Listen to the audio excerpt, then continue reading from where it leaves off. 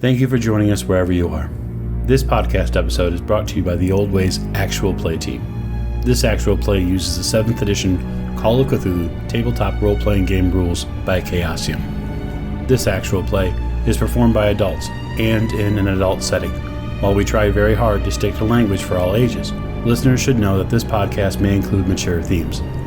All content, including names, places, events, companies, and etc., which may bear resemblance to entities living or dead, is strictly coincidental. My name is Michael Diamond, and for tonight's game, I will be your keeper.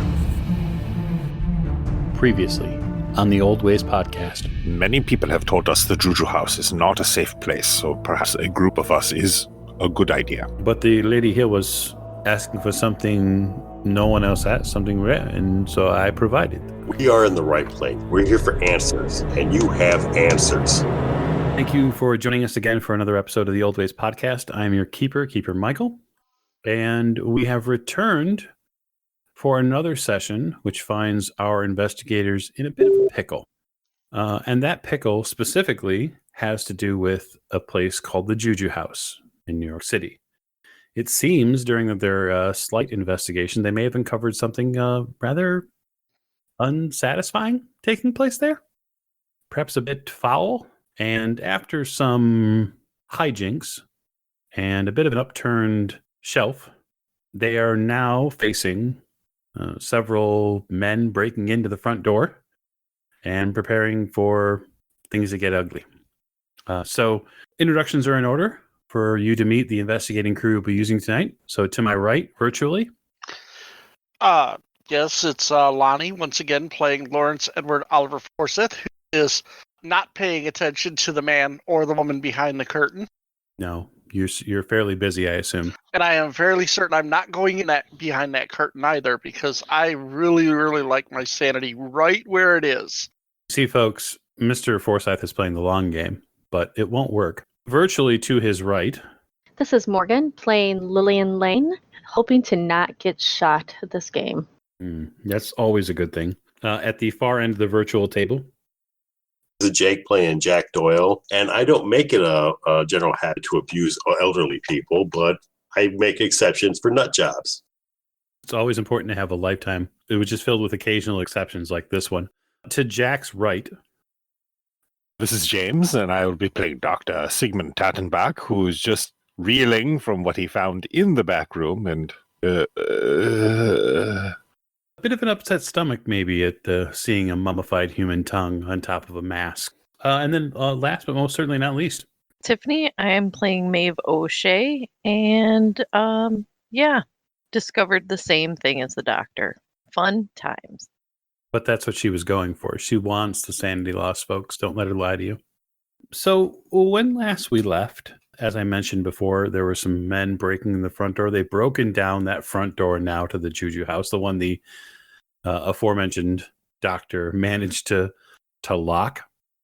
And one of the men has now burst through the door. And with a somewhat disturbing look across his face, he scans the shop, and in his right hand, he's wielding a very familiar-looking blade, as is the man coming through the door behind him.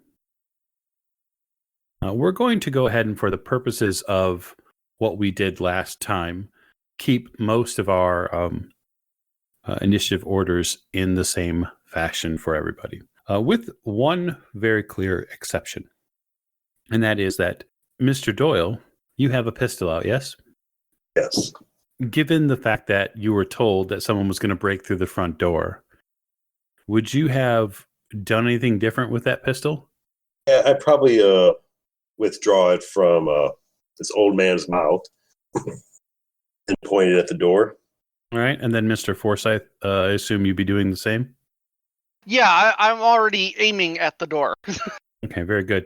So because you have a pistol aimed, that is going to increase your part in the initiative location by 50. And so the both of you will go straight to the top because you have a pistol ready and aimed. So my question to the two of you is, as these men begin They busted down the door now. One seems to be heading towards Mr. Forsyth, and the other seems to be making his way deeper into the shop. He looks like he's making a beeline for the shop owner. He sees the gun, right? Oh yeah. And he doesn't care. He's still advancing. Yep. I shoot him. Okay. You pull the trigger. He makes the decision for you. That's what you tell yourself. Yes. That's a miss. Okay. So the gun fires. Yeah, I can't push combat rolls. That's right. No, you cannot, sir. The shot goes over his shoulder, and it shatters the glass on the front door. Mr. Doyle. I am going to go with quantity over quality. I'm firing 3 shots. You're literally a Danny DeVito meme.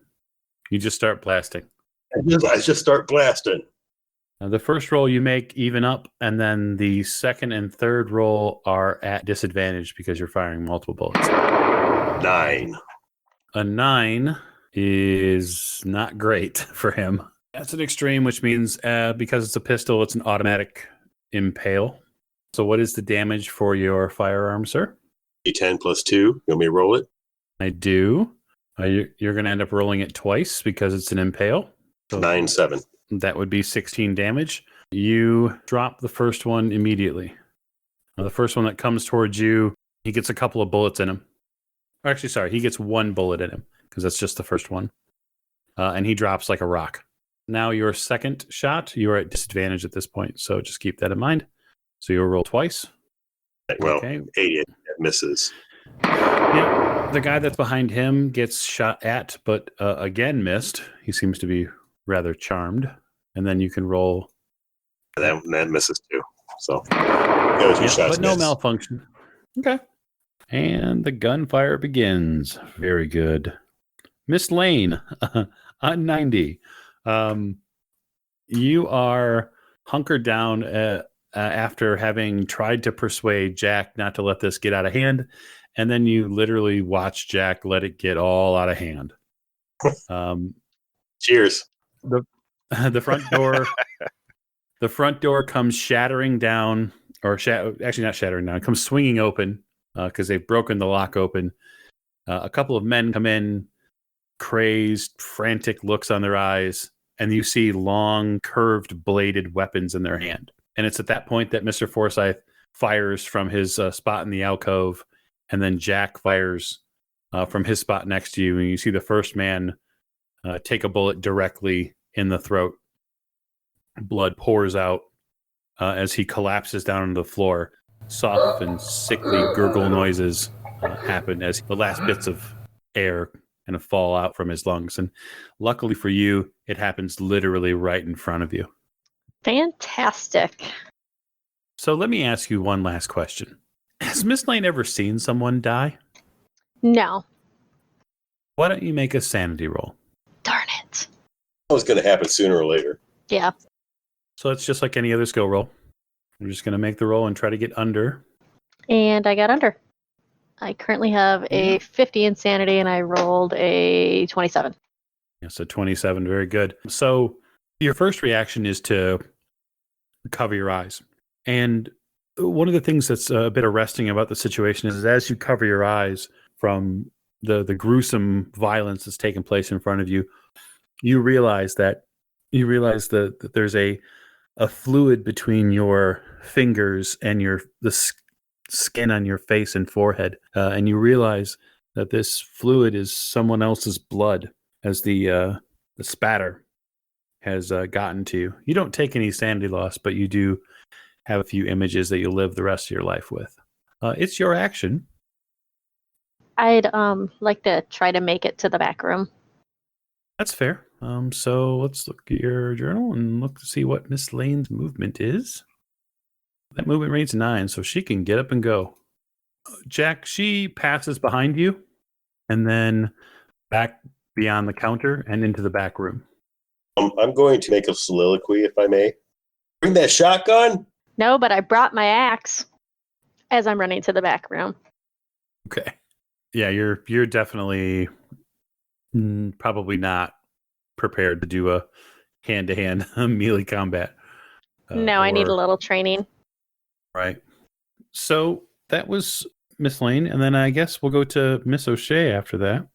Miss O'Shea, Lillian comes in, rips aside the curtain, and she kind of thunders into the back room, and you see that the front of her face and neck are kind of lightly spattered with blood. Awesome.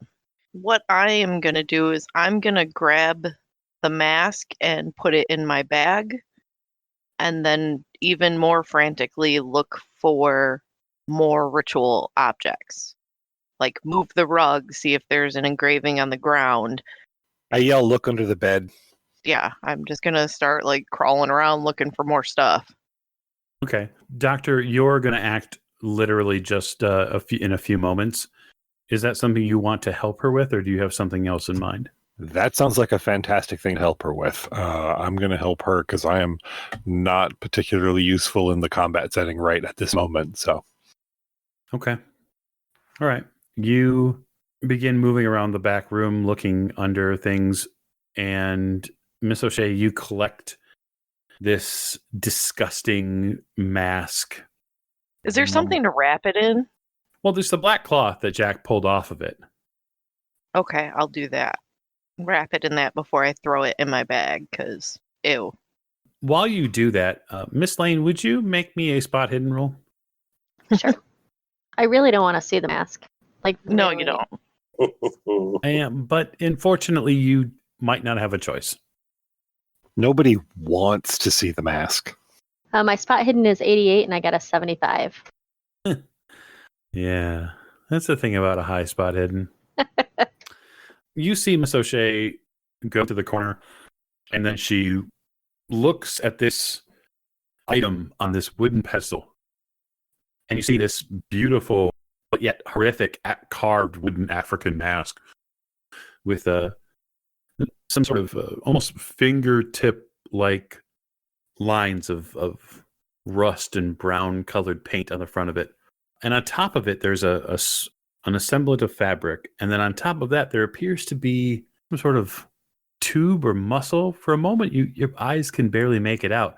But when she hoists it from the holder and then grabs this black fabric off the floor, you realize that as she swings it around to cover it up, just the end of this tube comes loose.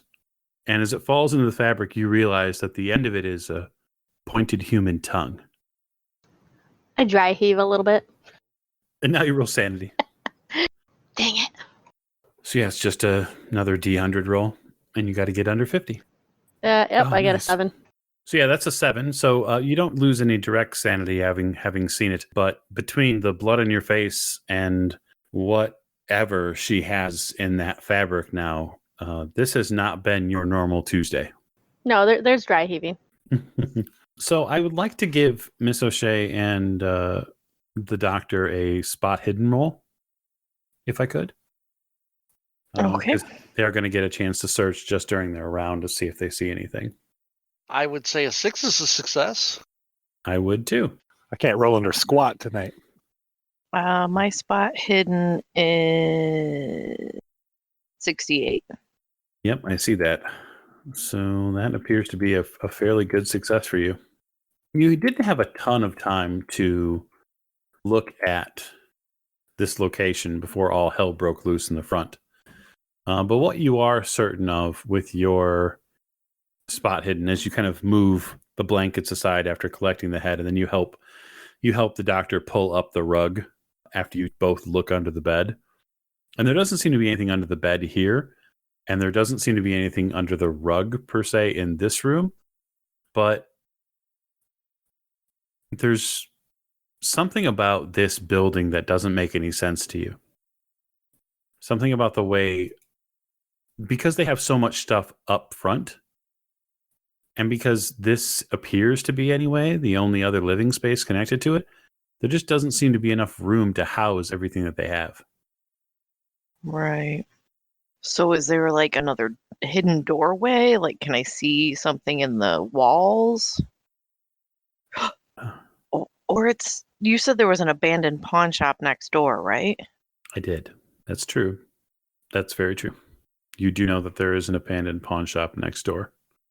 Okay. Do I see anything on the walls though? Like or the floorboards? Like any loose floorboards? Any? In this back room area, you do not see any loose panels on the floor. At least that would make it out specifically. Okay. We'll come back to that though, because we have lots of things going on up front. The shopkeeper stands back up because he's had a chance now to actually stand up. He is running for the front door. And he's got a robe around him. It's almost like a house coat. And he uses his cane to muscle his way around the dead body on the floor. And he continues to move towards the front door. And over his shoulder, he screams, "Kill them. Don't let them leave here alive." He gets just out of the door. And then the other guys go. So, Mr. Forsyth, the man you shot at and missed, and the one that, Jack, the one you shot at and missed, is going to test his luck and engage Mr. Forsyth in melee combat. This will go well for him. Now, Mr. Forsyth, you have the ability to either fight back or to dodge. Fight back. Okay. So it's an opposed roll at that point. You can fight back. Yep. Rolling the dice. That appears to be a 61, sir. That's unfortunate, because my brawl is only a 55. You awkwardly make a move, and he dips under your guard and stabs into your belly with his knife, and you take a point of damage. A point? Okay. A single point of damage. The other man who's in the back steps in, and he hoists a revolver at you, Jack, and he pulls the trigger. Dodge. Yep, I'd assume. The shot for you goes wide over your right shoulder, but it gets close to clipping your hat. And then we'll go back to the top of the round. So that would be Mr. Forsyth first, and then Jack. Brass knuckles and punch. Roll it up. You punch out with the brass knuckles. You knock a bunch of stuff off of one of the shelves, but he definitely gets out of the way. Mr. Doyle? I will shoot another 3 shots at the guy who just shot at me. Okay. Again, we're just blasting. Just firing away. That's 70 under 75. My first shot. Okay, roll damage. 3. Wow, that's terrible. Okay. It's terrible. It's minimum damage. It's great. That's 45 under 75 for my second shot. Before you confirm that second shot, keep in mind that that second shot comes at disadvantage. I'm sorry. I know I hit the wrong button, so I missed the second shot. It's okay. We'll get it worked out. And I dead on my third shot. Yeah, I see that. Okay. Roll damage on the third shot. Oh, That's boy. better. That's a nail driver. So you wing him with the first bullet and then miss with the second and then tattoo him with the third one. And he falls back into the case and a bunch of ivory and African wood carved animals fall on top of him.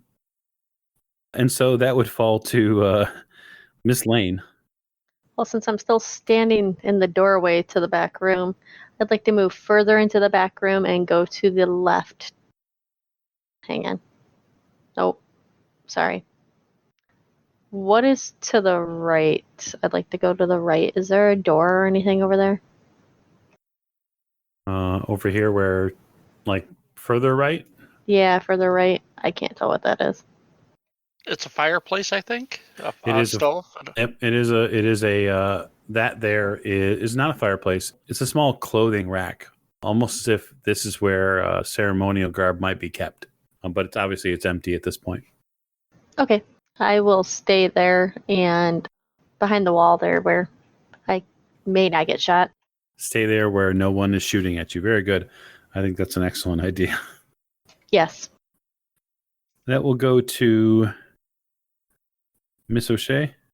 Yes. I am going to, I guess, you said there's no windows or anything, right? There are windows here, but they're very small. So they're no more than, Okay. Maybe a foot or so. They're small, thick glass block windows. Okay. Well, I guess I'm going to keep looking out the curtain to wait for the thugs to get out of the doorway so I can follow the old man. Very good. Give me a spot hidden roll. There we go. Woo! Whoa. Very nice. That was worth waiting for. Right? It's all we're waiting for is something worth waiting for. You, as the bullets fly back and forth, you peel the curtain back just a little bit to see what's going on in the front room, and you're staying crouched there with the satchel there, the important items that are under your arm, and you notice that there is something on the ground. Ooh. It appears, anyway, that there is something under this rug. You see a seam in the floorboards. Can I pull it up? Can I get my fingers in there and pry it up? You'd have to pull back the rug. Oh, well, yeah, I'll yank the rug. Okay. You yank the rug a little bit, and then what you see under there is rather surprising. You see what appears to be a false floor. There's something down there. There's some sort of trap door. Mostly you catch onto it because there's a inset steel handle. Nice. But obviously there's an issue with this heavy rug that's sitting on the entire thing. Keep in mind, just as the picture shows, this rug is a good 6 to 8 feet long. So. Okay.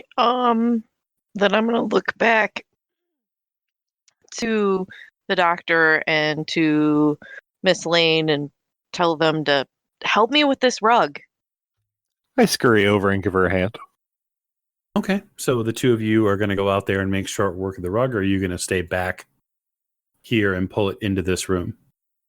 I mean, the rug, are you going to pull it back into this back room to pull it off, or are you going to go out there and pull it to the side? How are you going to? If I can either, pull it into this room. Yeah. Mm-hmm. Okay. Into the back room. I follow suit with whatever she decides. It's usually a good idea, right? Actually, no, that's a terrible idea. Don't do that. Yeah, usually. You pull on the rug.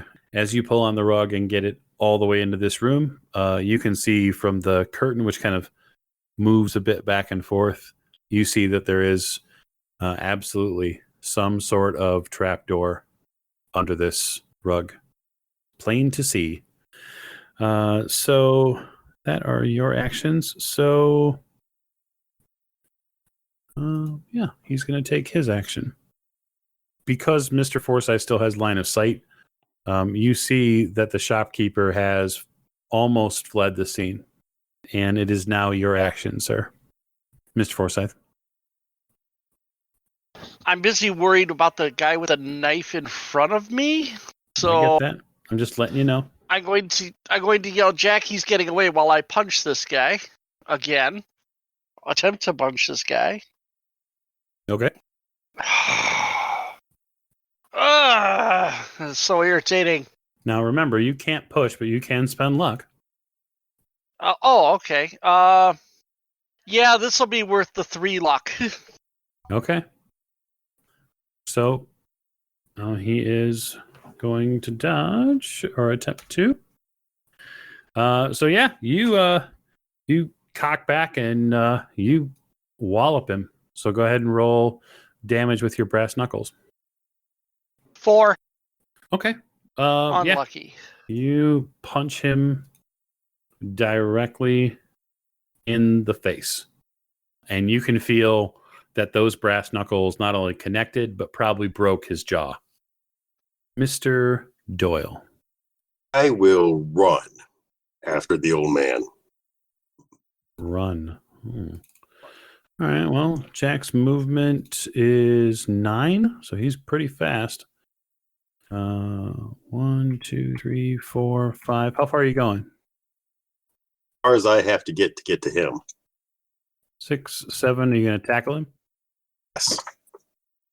Okay. It's a fighting brawl roll. You run as fast as you can. Oh shit. Well, so a 97 is obviously not a great thing, but you rush out of the shop and run through the courtyard and leap to catch him. And when you do, his sandal slips from your grasp and his heel comes back up and it hits you in the face and deals you a point of damage as his heel connects with your nose bone. So take a point of damage, and then you are lying on the floor of the alley for the moment. So, Miss Lane, you saw Mr. Doyle run from the shop. You have seen the two folks in front of you, the doctor and Miss O'Shea, pull the rug out from under the retail stand, and now you can see, kind of from where you're at, what they're talking about.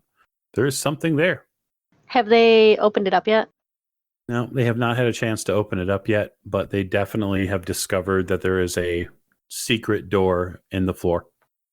Can I saunter on over and open it on up? I mean, you can. Or, well, hang on.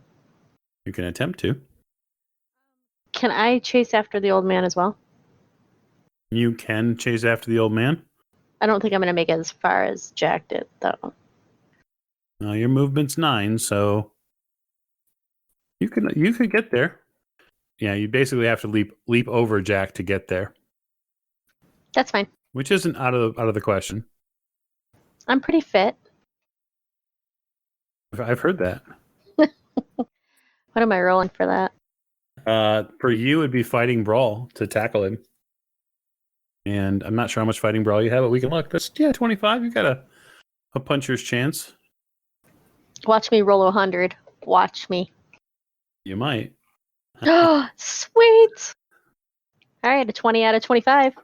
You hustle all the way out the shop. You put your legs to work.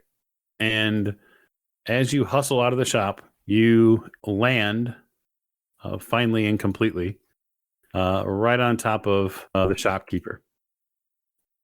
So you're going to deal a point of unarmed damage provided he does not get out of the way. And he does not. That is not going to help. It's not going to work. I do think I deal 1 damage to him.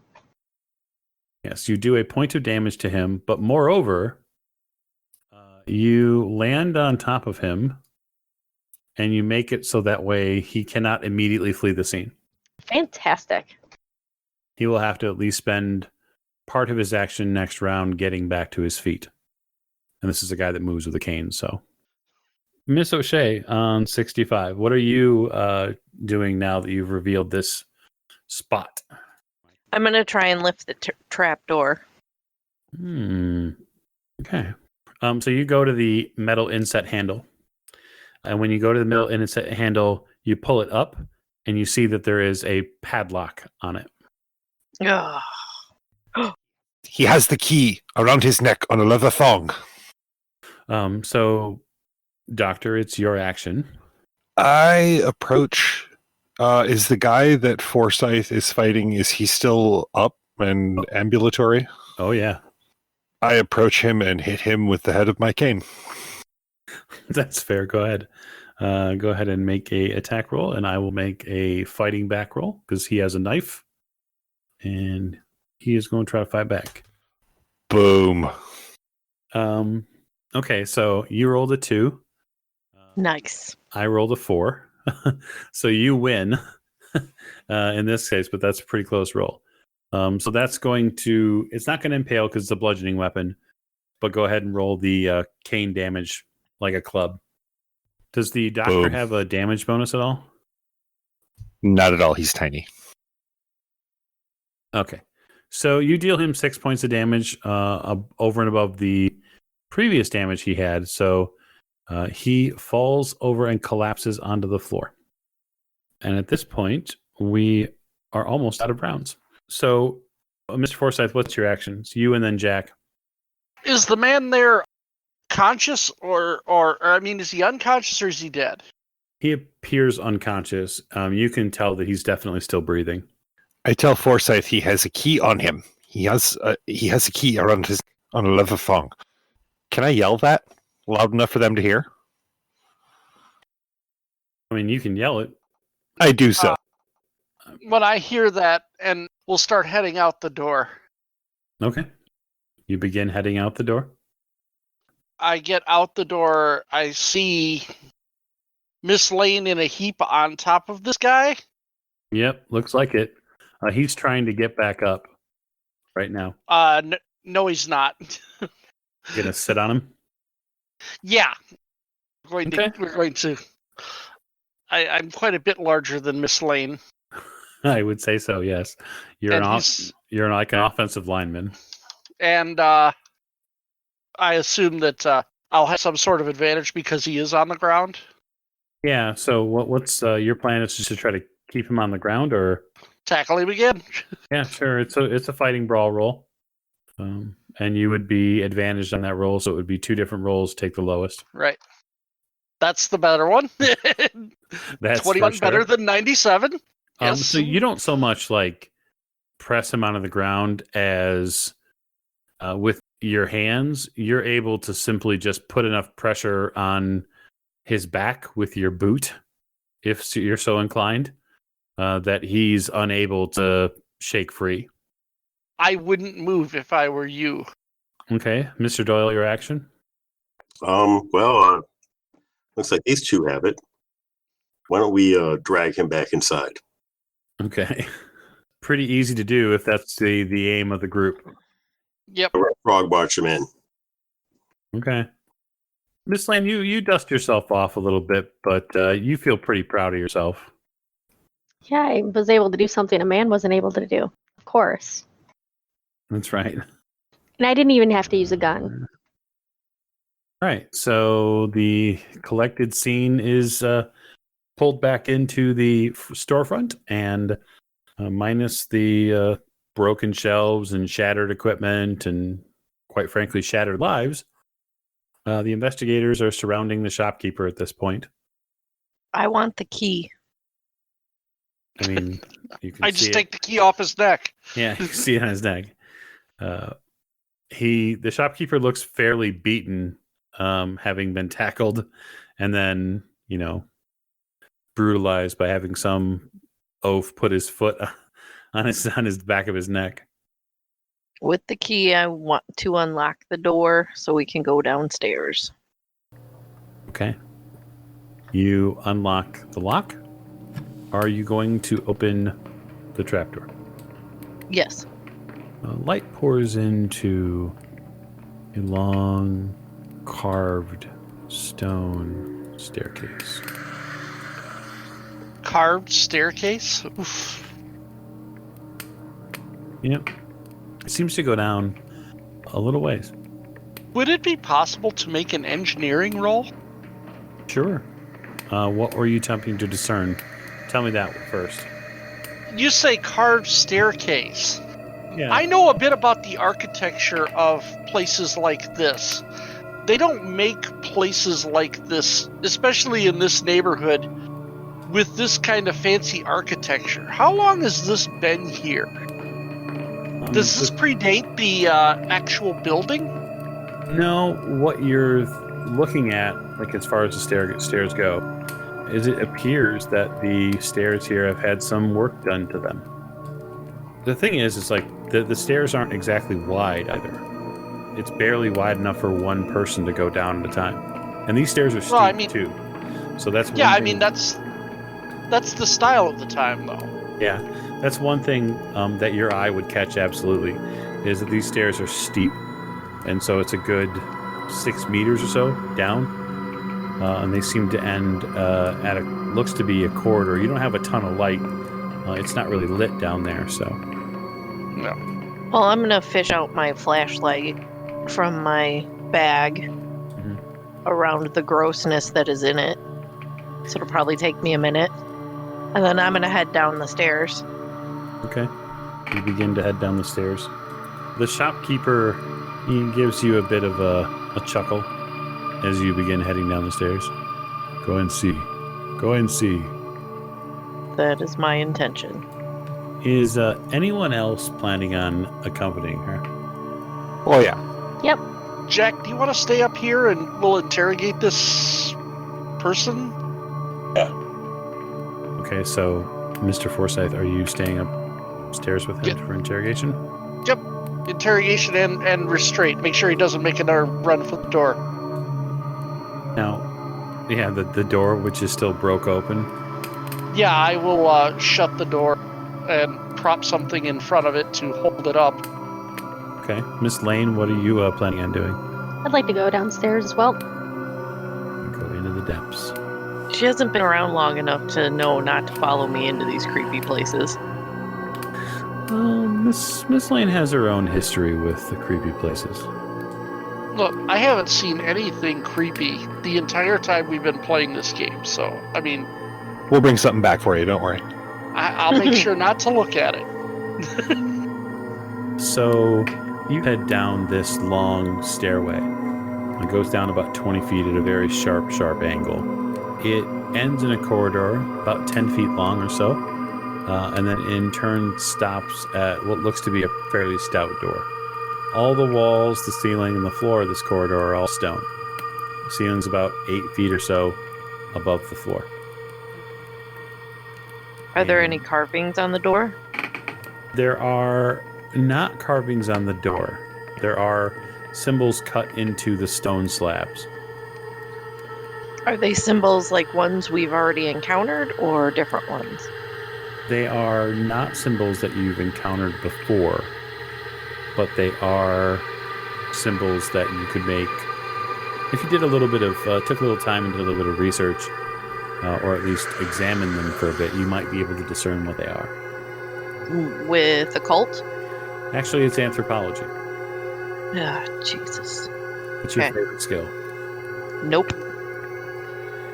Yeah, you're not really sure after a few minutes where they come from, per se, but you're fairly certain that they don't come from any of the occultic texts that you've had your eyes in recently. Mm-hmm. Okay. Then I will open the door. You open the door. So this door, quite frankly, it's pretty thick. It's reinforced with iron. The door actually has markings which you're not certain what they are. They don't kind of lean up. They don't line up with any of the texts that you've seen recently either. There's a stone floor in this next room. The hinges on the doors creak quite a bit when you move them. You see a high ceiling in this next room. It's roughly about 15 feet or so. It's also fairly dark. It's going to be one at a time in here. And so, Shay, as you are, I assume, kind of casting your torch around the area, trying to get a better view of the place. You see torches in wall niches, but they are still snuffed. Well, I don't have matches or anything. But Sigmund, I think, smokes a pipe, so he might have something.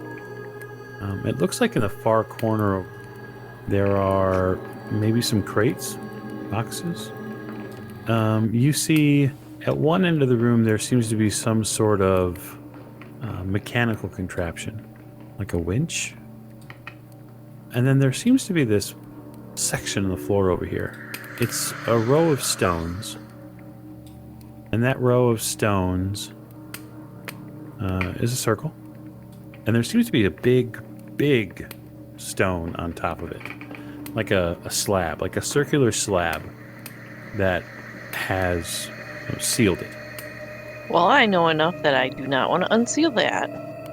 Probably. I do want to look at the crates, though. Okay. Doctor, you walk into that same room and begin seeing some of the previously described items. I'm going to use my lighter to try and light one of these. You said there were torches? Yeah, they're in wall niches around. In the wall niches? I'm going to light the nearest one. Yeah, light a couple of them, get some light in here. Okay. You light the nearest one. It gets a little bit brighter in here. You have a better view of the stone, the circular stone area. You see that all the surfaces here are dressed stone. You also see that there seems to be some sort of obscure symbols that have been carved into some of the stones in this circle. And then you finally see, as the room gains a little bit more light, that there's a curtain on the far end over here. There's a curtain that separates part of the wall. I'm going to head towards that curtain and light a torch near it. Me too. Okay. So you see him light up the room. You see the curtain for the first time, and you're going to disregard the boxes for the moment. Miss Lane, what are you doing? Can I use my occult skill to see if I know what the symbols are or what language they are? You cannot use occult, but you could draw on another form of knowledge you have. And that would be your knowledge of the Cthulhu mythos. The Cthulhu mythos one. Yeah. Let's give her to go. Go on. Oh, I have that too. You do. And that'll be a hard no. 23 out of 8. So it's not a rule you can push, per se. You begin looking at the stones and seeing symbols and harkening back to maybe they were patterns you saw underneath Miskatonic University. You can't remember if maybe some of the foul creatures that were under there had carved some of these same symbols and meanings, but just the sight of them gives you a bit of a shudder. Do I see the symbols now? You see, as you guys are going over to the curtain, you see that Miss Lane has stopped at these stones around the pit, and you begin to see some very strange etchings in them. Are they like the ones that were outside, or? No, absolutely not. These are totally different. Okay. You have to. Do you want me to roll my mythos to see if I know? And if you want to go over and examine them, you can. Yeah. We'll take a quick second before we dive behind the curtain. That is also a hard no. Yep, don't know. That's it's strange, but you can't seem to place it. Back upstairs, the shop owner has. Are you settling him back onto his chair, or are you putting him in, just laying him on the floor? Or he's not unconscious, obviously, but he's not in the position to fight you. I'll put him in a chair. Okay. Will not be gentle about it either. Okay, that's fair. He winces a little bit, having took a little bit of a scuff from Miss Lane, and then also, obviously, you, Mr. Forsyth.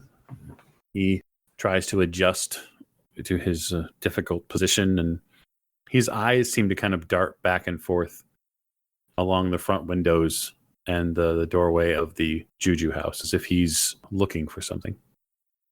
No one's coming to rescue you. Now you can tell me about the cult of the bloody tongue. I'll tell you about it. Why don't you go see for yourself? You don't need me to tell you what. I casually backhand him. You will talk. So, why'd you kill Jackson Elias? Your pitiful author friend was nothing but trouble. He kept opening his mouth about things he has no right to speak of. And now he dines with our master, just like you will. What's the point of the killings? Other ones with the couple years ago with the carvings all over their heads. I have no idea what you're talking about. I hit him again. Okay. You're free to make an intimidate roll if you'd like. Yeah. That's 21 under 24. He reacts a little bit differently than he did the first time. He says something to you in a strange tongue. And you're not familiar with the language that he's speaking. He kind of continues to speak in it for a good 5-10 seconds.